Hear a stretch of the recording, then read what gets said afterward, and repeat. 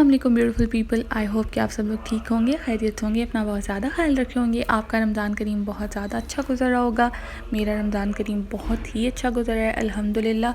यहाँ पे हम पहुँच गए थे रिज़ॉर्ट। इधर हमारा अफ्तार डिनर था। मैंने सोचा मैं आपको इसका डेकोर दिखा देती हूँ। बहुत ही खूबसूरत, एस्थेटिक और क्लासिक किस्म का डेकोर किया हुआ था। कलर स्कीम मुझे बहुत पसंद आई थी। डार्क और लाइट कलर का कॉम्बिनेशन था। ग्लिटरी सा लग रहा था। रमज़ान के अंदर अगर थोड़ी सी डेकोरेशन हो जाए तो और ही ज़्यादा खूबसूरत और सेलिब्रेशन जैसा फ़ील आता है। ये इनका कैफ़े था, ये भी काफ़ी खूबसूरत लग रहा था। ईद के बाद मैं ज़रूर यहाँ पे बैठ के कॉफ़ी पीने वाली हूँ इंशाल्लाह ताला। मुझे काफ़ी पसंद आया था। काफ़ी सिंपल था लेकिन साथ एलिगेंट था। यहाँ हम पहुँच गए थे अपनी इफ्तार के लिए और एंट्रेंस आप चेक करें कितनी खूबसूरत लग रही है माशाल्लाह। नेचर के साथ साथ ग्लिटर और सेलिब्रेशन जैसा फ़ील आ रहा था। ये हमारा बफ़े था। मैंने इफ्तार से पहले थोड़ी सी रिकॉर्डिंग कर ली थी क्योंकि उसके बाद तो फिर काफ़ी रश हो गया था, तो मैं कोई ख़ास क्लिप्स नहीं बना सकी थी। ये उन्होंने डेकोर किया हुआ था बफ़े पे, जो कि खूबसूरत लग रहा था। ग्लिटरी था, नेचर के अंदर उन्होंने सारा सेटअप किया हुआ था। ग्रीनरी पास थी, तो बहुत ही खूबसूरत लग रहा था। काफ़ी स्पेशियस सी जगह थी और प्यारी लग रही थी माशाल्लाह। सनलाइट आ रही थी। और ये था जी कॉर्नर, स्वीट कॉर्नर।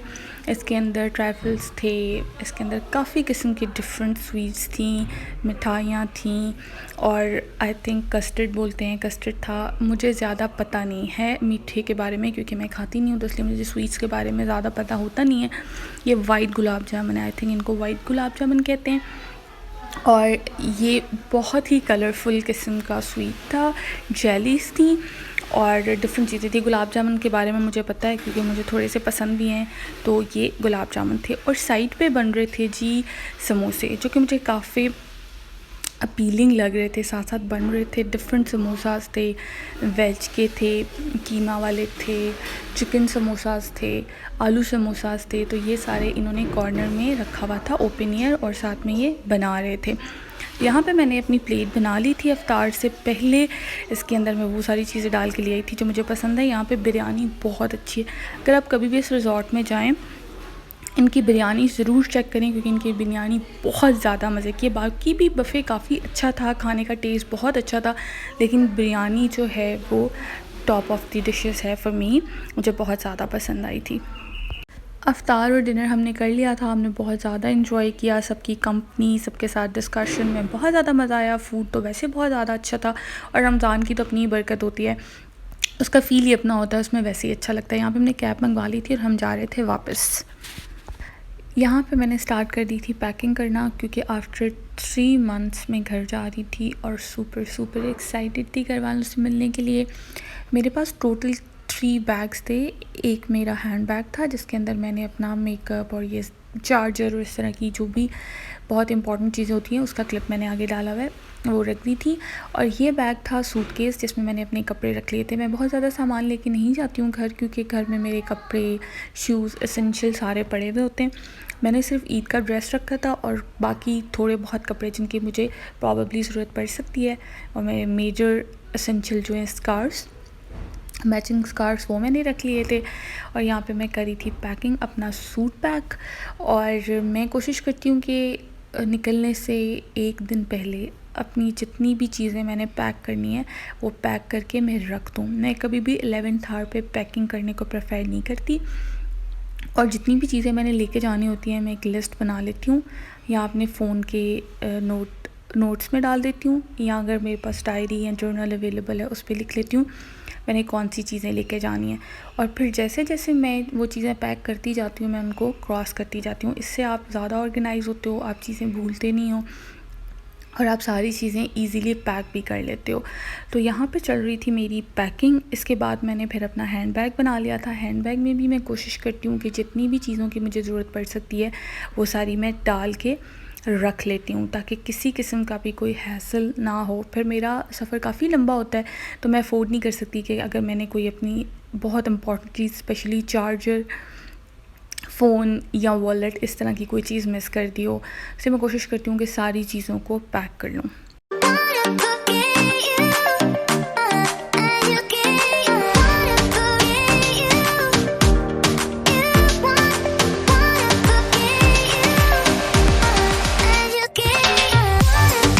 मैंने निकलना था रोज़ा अफ्तार करने के बाद, और अफ्तार मैंने कर ली थी, लेकिन फिर भी मैंने ये लंच बॉक्स अपने साथ बना लिया था। वैसे रास्ते में आपको खाना प्रोवाइड किया जाता है लेकिन गाड़ी में, लेकिन मुझे ज़्यादा हेल्दी फ़ूड खाने का शौक़ है और हेल्दी फ़ूड रास्ते में मिलता नहीं है, इसलिए मैंने 2 एग बॉयल करके रख लिए थे, अपनी कोल्ड कॉफ़ी रख ली थी। और यहाँ पे जी लगेज सारा तैयार था, सामान सारा मैंने रख दिया था और ऑलमोस्ट सारी चीज़ें पैक हो गई थी and I was ready to go. मैं पहुंच गई थी, बस मैं बैठ भी गई थी। अभी ज़्यादा लोग नहीं आए थे क्योंकि मैं ऑलमोस्ट 30 मिनट पहले पहुंची थी बस स्टॉप पे, और जब मैं पहुंची थी तब अभी बस रेडी भी नहीं थी, तो मैंने वेटिंग एरिया में बैठ के कुछ देर वेट कर लिया था। और जैसे ही बस रेडी हुई जाने के लिए मैं बैठ गई, क्योंकि सामान रखवाना, लगेज रखना, और अगर आप अकेले ट्रैवल कर रहे हो तो फिर ख़ुद ही से सारी चीज़ों को लुक आफ्टर करना मुझे थोड़ा हैसल हो जाता है, इसलिए मैं कोशिश करती हूँ कि मैं कभी भी 11th आवर पे चीज़ें ना करूँ। तो मैं बैठ गई थी और अभी ज़्यादा लोग नहीं आए थे। आई वाज़ जस्ट वेटिंग कि कब बस चलती है। इस वक्त काफ़ी लोग आ गए थे, लोगों ने बैठना स्टार्ट कर दिया था और बस रेडी थी, क्योंकि इस बस स्टैंड से जहाँ मैं बैठी थी इससे आगे एक और टर्मिनल है, बस को वहाँ जाना था और बहुत सारे लोगों ने वहाँ से भी बैठना था, तो बस रेडी थी दूसरे टर्मिनल पर जाने के लिए। अगर आप बस से ट्रैवल कर रहे हैं तो जो आपको मैक्स लग्जरी मिलेगी वो एक छोटा सा क्यूट सा पिलो है। ये पिलो मुझे उन्होंने प्रोवाइड किया था, क्यूट लग रहा था। और ये था डिनर। हालांकि मैंने तो अफ्तार कर ली थी, मैं अफ्तार करके निकली थी, बट हमें रास्ते में ये डिनर सर्व किया गया था। मैंने खाया नहीं था, मैंने रख दिया था क्योंकि मुझे भूख नहीं लग रही थी।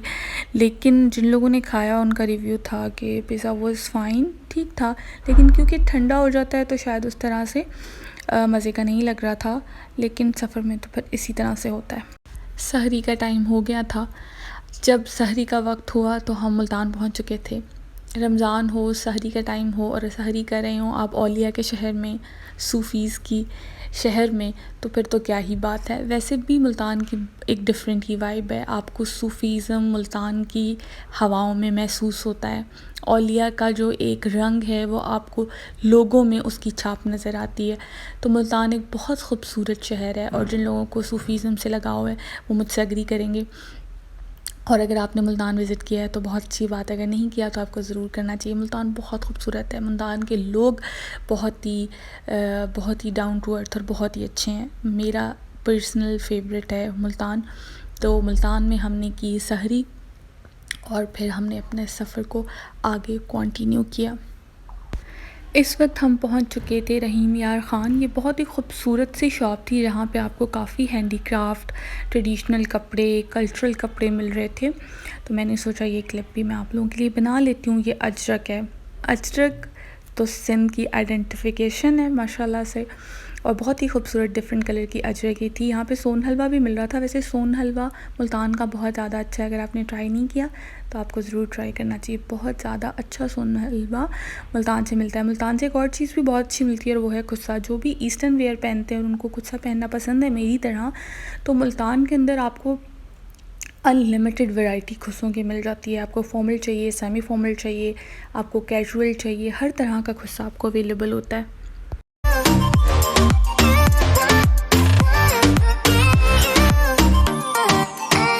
फाइनली मैं घर पहुंच गई थी, सुपर डुपर एग्जॉस्टेड थी, इसलिए आगे ब्लॉग नहीं कर पाई। आई होप कि आपको ये ब्लॉग पसंद आया होगा। अगर पसंद आया लाइक करें, शेयर करें। आपसे मुलाकात होती है नेक्स्ट ब्लॉग में। खुदा हाफिज़।